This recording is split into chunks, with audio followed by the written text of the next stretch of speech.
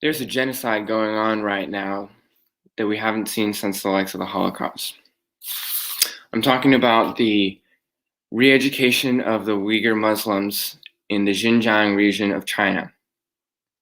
I believe that the global community should take drastic and invasive steps to end the repression of the Uyghurs.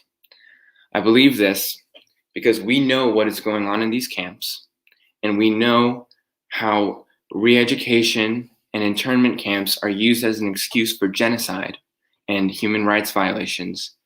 And most importantly, we know that if we do not act, no one will, and this situation will not end.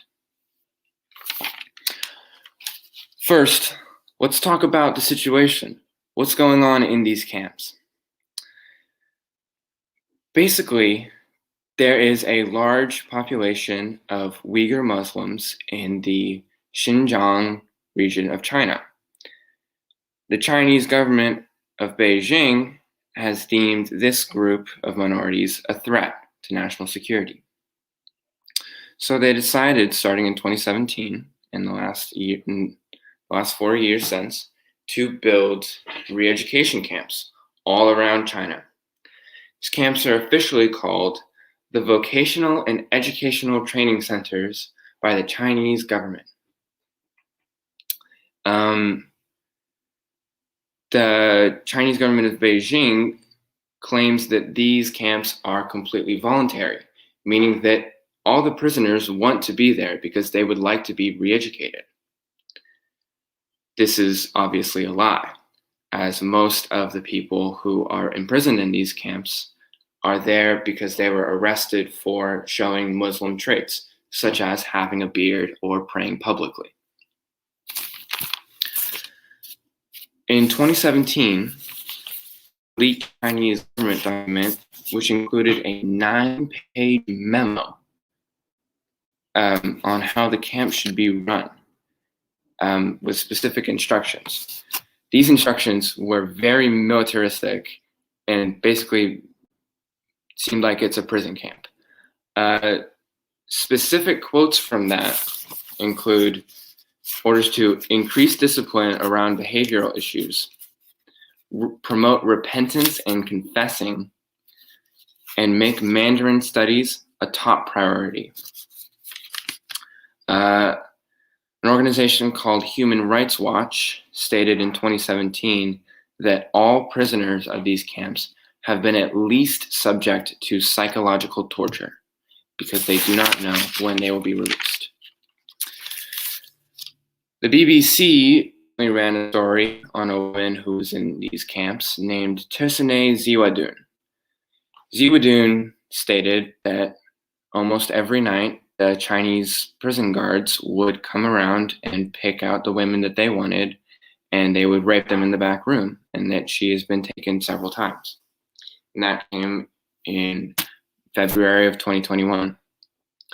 They also reported that their main goal has been stripping the religious rights and any Uyghur Muslim identity from them, as well as a widespread forced sterilization on the Muslim women.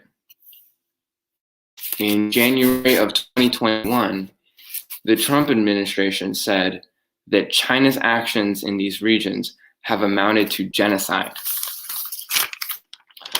My second point is that we have seen similar camps to these, and we know their purpose and the outcome usually. The main example of this would be the Holocaust in the 30s and 40s. Now, China's detention of Uyghur is the most widespread case of religious and ethnic persecution since the Holocaust. The Holocaust was also done under the guise of re-education, and many of the camps were named in a similar way, such as care facilities for foreign children.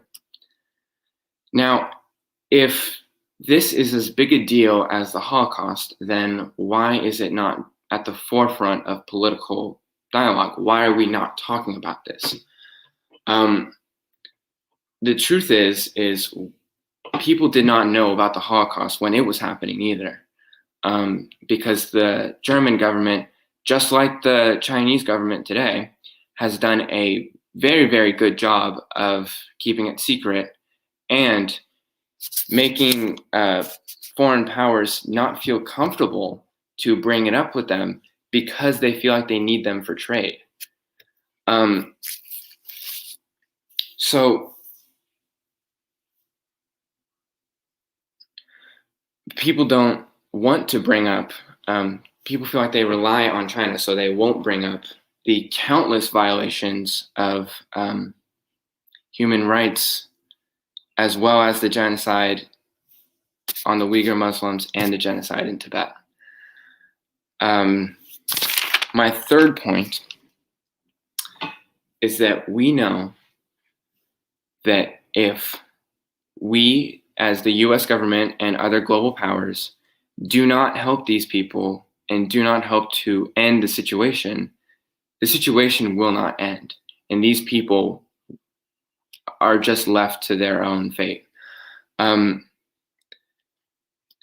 the first two world wars and the 70 years of war that has followed, the US has shown a pathetic pattern of only helping when it threatens our national security.